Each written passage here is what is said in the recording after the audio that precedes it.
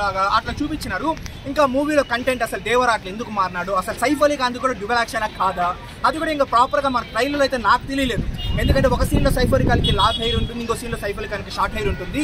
Same junior NTR లాగా సైఫ్ అలీ ఖాన్ వాళ్ళు కూడా ఇద్దరు డబల్ యాక్షన్ అని కొంతమంది అంటా ఉన్నారు. మనకి ఇంకా ప్రాపర్గా మన థియేటర్కి వచ్చిన తర్వాత అది కూడా లెంత్ 3 hours ఉంటుంది కాబట్టి ఆ స్క్రీన్ ప్లే ఎలా ఉంటుంది.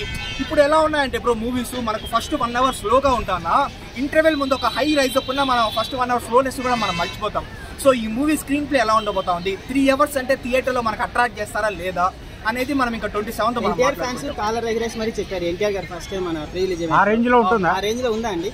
Definitely bro. ఇప్పుడు టెంపర్ నుంచి ఆయన మూవీస్ చూస్తూ ఉంటే ఎన్టీఆర్ గారి ఏది అంత ఈజీగా మనం తీసి పడేసే మూవీస్ ఎక్కడ లేవు. అంటే అన్ని హిట్ మూవీసే, టెంపర్ కావచ్చు, నాన్న ప్రేమతో కావచ్చు, జంటా గ్యారేజ్ కావచ్చు, అరవింద సమేత కావచ్చు, ట్రిపుల్ ఆర్ మనం చెప్పాల్సిన అవసరం లేదు. అదే దారిలోనే నాకు తెలిసి ఇంకా ఎన్టీఆర్ గారి డెఫినెట్లీ కంటెంట్ మూవీనే.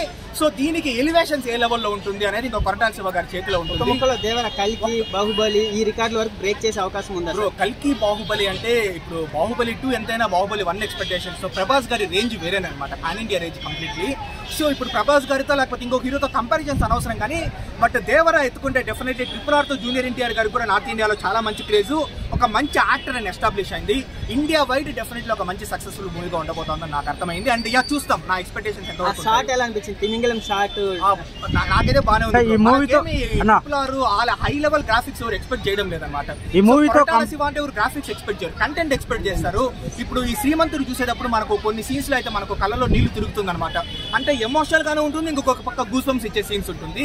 సో ఆ రెండు దేవరాలు ఏ లెవెల్లో ఉండబోతా ఉందో మనకు అర్థమవుతుంది. ఈ మూవీతో కంప్లీట్ గా ప్రభాస్ రేంజ్ ప్లాన్ చేస్తారు అవ్వచ్చా?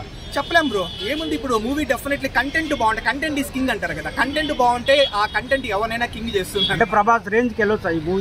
వెళ్ళే ఛాన్సెస్ కూడా ఉన్నాయి. మనం ఏం చెప్పలేము. ఇప్పుడు ప్రభాస్ గారు కూడా ఇప్పుడు మిర్చి తర్వాత బాహుబలి 1 and 2తో కదా ఆ లెవెల్కి వెళ్ళినారు డైరెక్ట్ గా. ఇంకా జూనియర్ ఎన్టీఆర్ గారు కూడా ట్రిపుల్ ఆర్ అయింది. ఇంకా దాని తర్వాత ఈ మూవీతో అయితే డెఫినెట్లీ ఇప్పుడు మన టాలీవుడ్ నుంచి ఇంకొక హీరో ప్రభాస్ రేంజ్కి వెళ్ళినారంటే మనం హ్యాపీగానే ఫీల్ అవ్వాలి.